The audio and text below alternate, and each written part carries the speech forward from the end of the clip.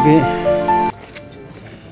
19 디셈버 2023 마이थायाव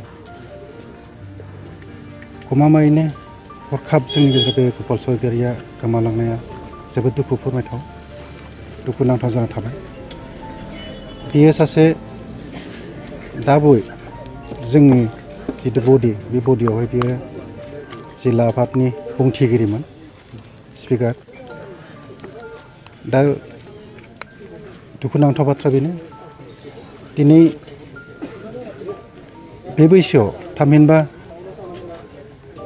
38 इयार्सआवनो बियो सा ससेयावनो गावनि जिउखौ खोमानो नांबाय। बियो आसा फारियो बिनि जिउ आत्माया जाहाथे सोरगो रायजोआव आलो गोजोन थाथों बेखौ आसा फारिदों।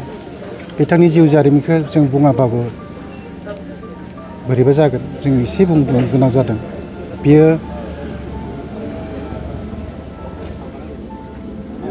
गुवाहाटीआव आर्टआव फरायदोंमोन, हयथ' बेयो 2012 जागौमोनदां। आरो बे समनिफ्रायनो बिथाङा बेयाव न'आव फैफिननानै फरायनायखौ दोनथ'नानै न'आव फैफिननानै आंजोंनो दामनाय देनायखौ सोलोंदोंमोन। मोजाङैनो सोलोंबाय, मोजां सासे सोलोंसा होनना बुंनांगोन दिनै। दा फैयै फैयै बे सोलोंनानै अनेक जायगायाव बे फोरोंबायबो रोंबायबो, अनेक जायगायाव मिथिजाबायबो। बेल' नङा, बियो मुसुखा बानायनायाव जोबोद आखा फाखामोन। बयबो मिथिगौ बिथाङा अनेक रोखोमनि मुसुखा बानायनानै अनेक जायगायावनो मुंदांखा जाबोबाय। आरो बेयो बै मोसानाय मुसुरनायखौ दामनाय देनायखौ एकल फोरोंदों बेल' नङा, बेयो बानायनोबो फोरोंनाय जादोंमोन। बानायनोबो गुबुन जायगायाव फोरोङोमोन। खाम बानायो, सेरजा बानायो, सिफुंबो बानायोमोन। बिदि बानायना अनेक बिहोमा लाबोदोंमोन। दा बुंनो थाङोबा बिथांनि जिथुनिखि बिहोमा, बे बिहोमाया जोंनि गेजेराव जोबनो रोङि जाना थासिगोन। थ' बुंनो थाङोबा बेहा दोंनैसो गावनि सुजुनाय गावनो खननाय मेथाइबो दङ आरो मोसायोमोनबो, गावनि एलबामबो जों नुनो मोनो।